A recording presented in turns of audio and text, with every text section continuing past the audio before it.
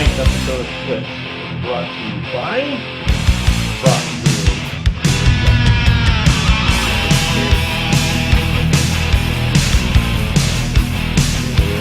Hello again, everybody, and welcome to the week number 8 edition of TWITS.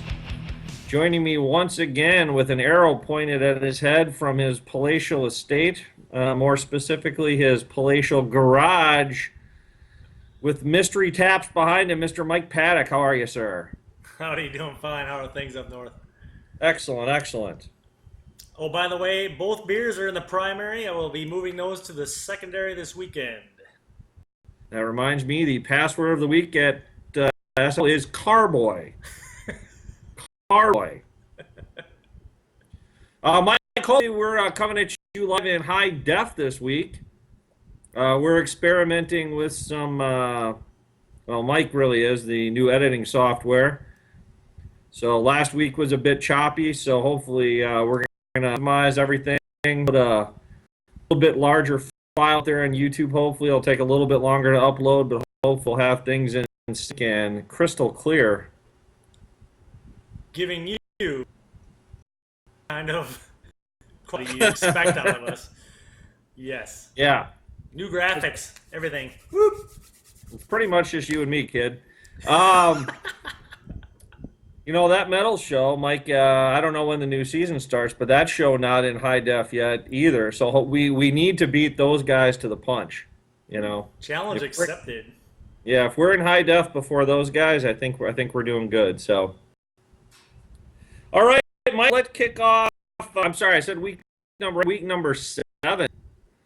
This isn't college football, Mike. That's a podcast. This is week number 7 of TWITS. And Mike will kick off with the weekly rewind. Let me reach into the magic kit here. Let's see what we got. And we'll pull out, Mike. Go, boy.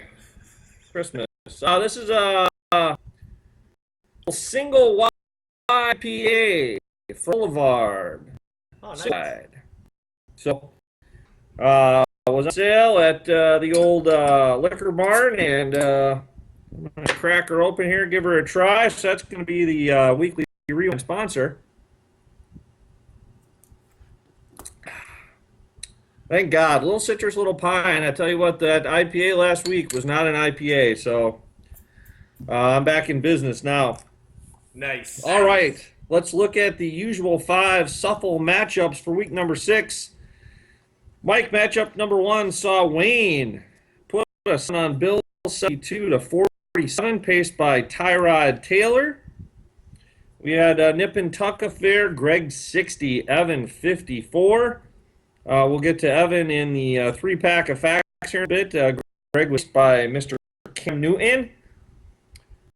Jeff 50, Tim 45, 99 total points in that one. DeAndre Hopkins chipping in with 19 of those 99.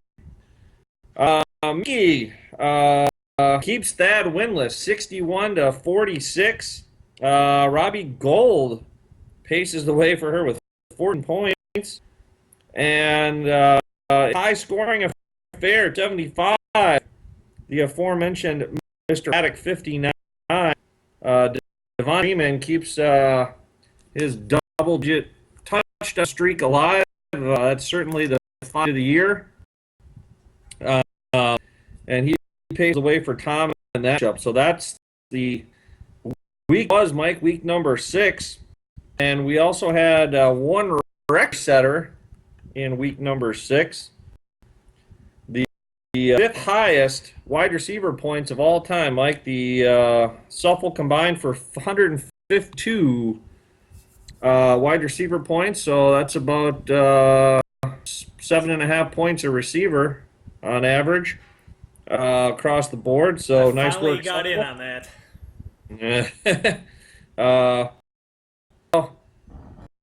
Running back record set this week, and I definitely contributed to that. So hashtag Kansas City. Hashtag getting hit in the backfield basically when he took the handoff. Hashtag except for 123-yard run. So there's your record setters, Mike.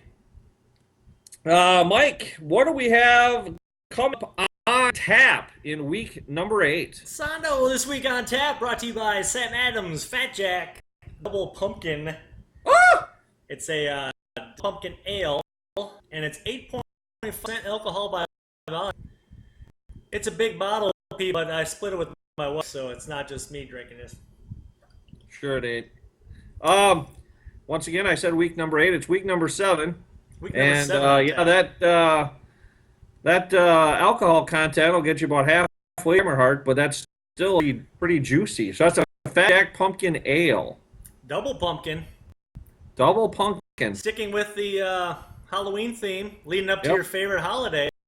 Just wait. Next week, I've got one that will blow your mind. Oh, not that the ratings for week 8 or 9 of me aren't already getting through the roof, but that will certainly in the flock. So, all right, Mike, what do we got coming up on tap? Yeah, and your spotlight up the two big wigs of the league so far. Wayne Bago at 5-1, 361 points, going against the commish. Leahy's Legion of Doom, 6-0. We gotta start talking champagne here soon. 372 points, fairly close on the year here. Keeping up with Devonta Freeman. It ain't easy. No, it ain't easy.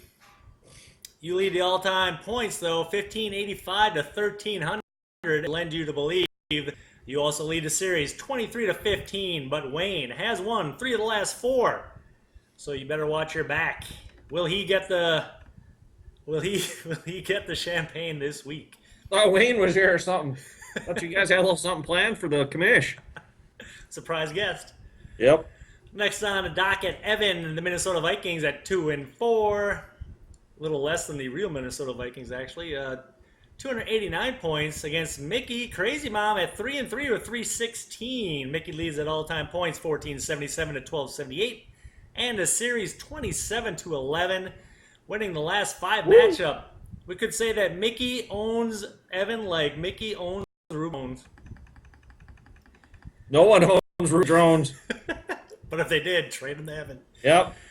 Team Cranky Pants up next at 2-4, 321 against me. The Paints at 3-3, 296 points. Tim leads the all-time points, 1219 to 1208, pretty tight there. But guess what? I got the series, 17 to 13, winning 9 of the last 12. I need to keep that streak alive. Good luck, Timmy. Then the aforementioned Thad's Brick Walls at 0-6 with 261 points. It's not a chess match. It's a crapshoot. Against Tom Brixton Sky, 5-1, 375. And Hashtag Freeman. What's that? Hashtag Freeman. Yes. Got to keep riding that, man. That's probably the most prolific free agent pickup I can recall in recent years, man. I mean, that guy's good for 2 a week. So good work, Tom. We might have to look at that at the end of the year and go back in the archives, check it out. I like it. Tom leads the all-time points in that one already, 1623 to 1494, and the series pretty tight though, 21-18. Thad won 4 of the last 6, so you're saying there's a chance. And rounding out the week, Greg, ain't nobody got time for that. At 2-4, 320 points against Brooklyn Bill. Dorothy Mantooth, 4 as well, 300 points this year. All-time points goes to Bill, 355 to 280, and the series 5-1. Somebody owns somebody in this one. And that's what's on tap. All right. Excellent. All right, Mike. Well, let's go to the segment currently sweeping the nation, the What's in a Box segment. Tonight we're going to bring you the normal three-pack of facts about the previous week's box scores, Mike. So the first one, we're going to have a little fun with it this week, a little kind of off-kilter here, but I was looking at our scores and I thought, scores outside of one matchup were pretty close this week, so I thought to myself, let's look up the closest weekend and the most, I don't know how you'd say it, the weekend where all the matchups were the closest and the weekend in history where all the matchups were more one-sided. So we'll show the first graphic here, Mike. back week 11 of 2010, we had the most points. There were, in terms of taking the sum of the differences of the score, so taking the margin of victory in each matchup and adding them up, we had 154 among the 5 matchups. So that means that every matchup was decided by, on average, about over 30 points. So that was week 11 of 2010. You can see Tim 72-34, Thad all over Evan, Greg 56, Wayne 37, Mickey knocked the shit out of me 88-65, and Tom took care of you 70-31. So that was the biggest margin of victory weekend. And then Mike, way back, hop in the Wayback Machine, 1997, week number 4, there were only 12 points differentiating all 5 matchups. So all the matchups decided by about 2 points. You can see we got a 3-pointer, a 3-pointer, a tie, a 2-pointer, and a 4-pointer, Mike. So that's fact number 1. So I just thought that was kind of interesting. Then I noticed, Mike, this week that Evan took the loss, but he had a quarterback with double digits, a running back with double-digit points, a tight end with double-digit points, and a place kicker with double-digit points. So I said to myself, let's do some research and find out how many times that it's happened in, well, first of all, how many times do you think that happened in Suffolk? And of those times, how many do you think were losses? Probably happened. Let's see. I might be getting worse at this, but it probably happened. Cue the not skeptic or believer. What is it? What do we call this segment? Oh, what's in the box? Yeah, what's in the box? There we go. I'll say it happened 18 times and only twice. Wow, 17, Mike. All right, and how many of those do you think were losses? 2. Ooh, very close. 4. So 4 out of 17. So we had thrown the previous score up. Now let's flash this. So I just took the oldest one. Jeff is Andy from week 14 of night. Interesting names here. You can see Andy, digit quarterback, back, tight end, and PK, and lost 50-47. Some names: Jerry Rice jumps off the board. Mike, Frankie Sanders, Warwick's Dunn, McCaffrey, who's now running the ball well for Stanford. Ben Coates, Mike. Oh, yeah, tight end. Yep. Antoine Smith. Oh, I had Antoine Smith on my team. What do you know? All right, so that's number 2. And then on the Cray machine here, Mikey, we're gonna look at a third fact. What I did, I told you Tim and I had scored 99 this week in a 54-5 matchup, Mike. So we're gonna test you here.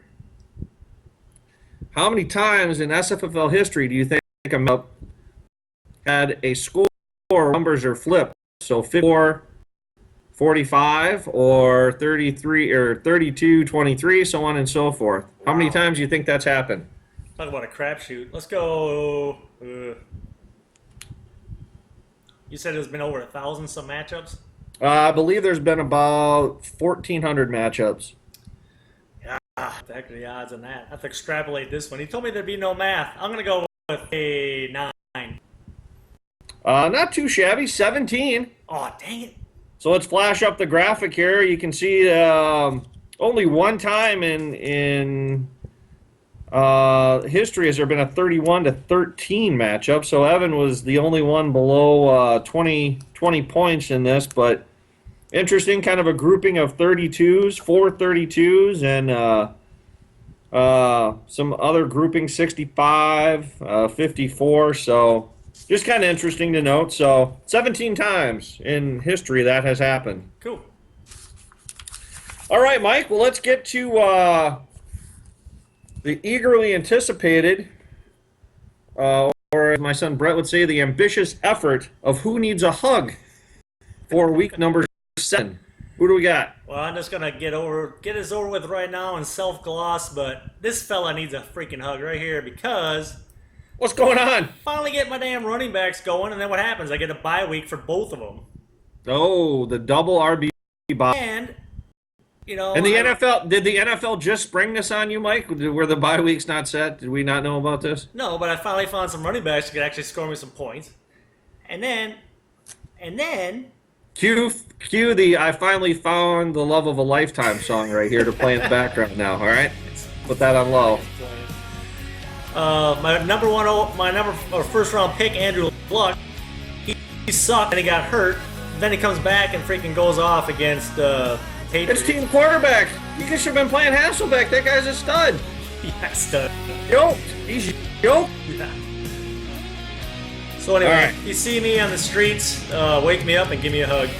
All right. Thank you. We'll kick you. All right.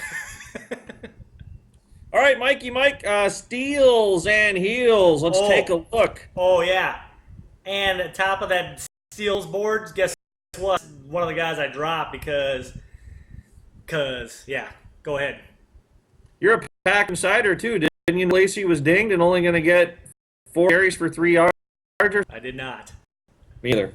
All right, so yes, the top of yours this week is Mr. James Starks. He got you a net almost 14. Martavis Bryant back from the injury list to also go plus 13. And DeAndre Hopkins explodes for 19. That gives you a plus 12. Honorable mention to LeGarrette Blount. One Jonathan Stewart back from and Gary Barnage. We don't know who that is, but he apparently was a plus 10. Mike, speaking of the aforementioned James Starks, his counterpart Eddie Lacy was a heel this week, the top heel with minus 10. Wow, his teammate Randall Cobb, a minus 8. I believe that's 2 weeks in a row. Yeah, and Adrian L. Peterson, man, that guy, every time he took a handoff, there was 2 Chiefs on him. He must have had about 10 runs for negative yards. Was a minus 7. Honorable mention, hashtag B&B to Dion Lewis at a minus 6. A.J. Green at a minus 6. And Antonio Brown, who continues to struggle without Big Ben. Big Ben, though, possibility of playing this week. Should be back for week number 8, if nothing else. So Antonio is looking up. It's a good time. If you have him on your roster, go ahead and cut him. Yeah, go ahead and buy low on Antonio. That's my advice. All right, after a drink of single wide IPA from Boulevard here, we're going to go to Chalk Talk, which ended a 3-game winning streak last week. The Cardinals went into Pittsburgh and put up a crap load of yards, but no points. And did not obviously cover, losing outright to the Steelers. Steelers finding a defense from somewhere all of a sudden. So that moves me to 3-2. This week, Mike, we are going to venture the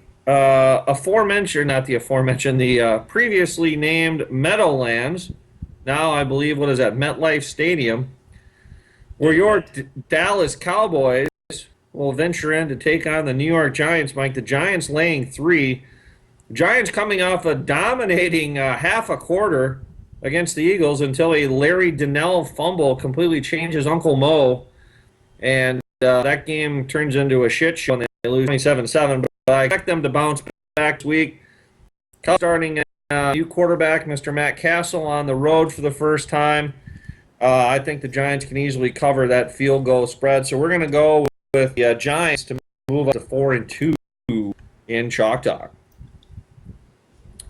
All right, Mike, dog of the week. All right, last week, Mike, you got to 3-2 also with the win. The Chargers with a cover plus 10 at the friendly confines of Lambeau Field. So we're even on the year. What do we have in store for this week's dog? Yeah, talk about a lot of yards and not many points. That's the way that one went. So, yeah, happy to get out of there with a win for the Packers and a win for the dog of the week. But this week, we are coming back with a AFC-NFC matchup as the Saints are getting half against Indianapolis. I don't know why they'd be getting that many points. I think Drew Brees can still put up the numbers. Even with the return of Andrew Luck, it's just going to be a shootout, I think. So look for the Saints to keep it close and maybe even pull this one out. But take the Saints and those 4.5 points. All right, I like it. That's your dog of the week. All right, Mike, one thing I forgot to mention for the many millions around the world watching tonight, we're still looking for someone to name our theme song. Name that too. Yes, name that tune in however many notes you want. So just respond by first person. Just send either Mike or I an email and say, hey, I watched TWITS and this is what I want for the theme song. You'll hear it TWITS and I want Rammstein. Yeah, you can have Du hast nicht. Actually, Mike, that might not be a bad idea to try. We may try that in a future episode. So yeah, week number 8 or whatever the hell next week is. If you email us, we'll throw your song up there. So one caveat: no Bieber. No Bieber. It's a Bieber-free zone, isn't it? It is. It is, yeah. All right, Mike. Well, let's close out week number whatever the hell we are here with game of the week.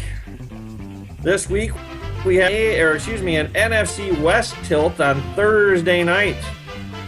The Seattle Seahawks coming off a heartbreaker to one Carolina Panthers at home. Where no one beats Seattle except them and almost Detroit, go to San Francisco to the new Levi Stadium, home of Super Bowl, whatever it is coming up. Mike, who do you like in this one? I should mention last week, Mike, you did take Game of the Week to move to 2-2 with the Philadelphia Eagles, and I moved to 2-2 with the New York Giants. So we're even on the year. Yes. You asked me who I like in this one. Neither, but this is a hell of a game for you to put out there because the old ebb and flow of the whole NFL season. You know, Seattle comes in here fresh off Super Bowl, not a big deal. Hangover. Yeah. One play away from winning the Super Bowl, and San Fran was highly touted. Touted? What's that? Touted? Touted. You know, came out smoking against the Vikings, ran up a bunch of yards, but ever since then have calmed down, and I think I'm going to have to take the away team here, even though I don't like it, because their defense is just too good. Something's up with Kaepernick's head. I don't know what it is, but he's just not playing like he used to. So let me battle on this one. Yeah, I'm going to go ahead, Mike, and agree with you on this. Sounds like we may have no Anquan Bolden. We may have no Carlos Hyde for this matchup. Oh, yeah. So Seattle won't be intimidated by the Niners, and it's a matter of time. Jimmy Graham's starting to get hot a little bit. They're getting Lynch back under the fold, and their offensive line is still a concern. But yeah, offensively, I think they'll go ahead and take care of the Niners' depleted offense. So yeah, I'm gonna go ahead and call something along the lines of Seahawks 24, 49ers 10. Ooh. And an under. So do with that what you will. All right, Mike. We'll wrap up week whatever the hell it is. If you'd like to catch this episode or any past episodes, you can head on over to vh1classic.com or check out our YouTube channel. /SFFL. So until next week, whenever the hell that is, I'll say goodnight, and we will see everyone back here bigger and better than ever in week number whatever the hell it'll be. Hey, Marty, we're going back to the future. Adios. Cue the music. That's the exit music. What's the name of the song? Back in time? Huey Lewis and News? Yeah, I know, but it's the... It's not Back in Time? Power of Love. Power of Love? Gotta go Power of Love, we'll roll out with that. All right. Adios.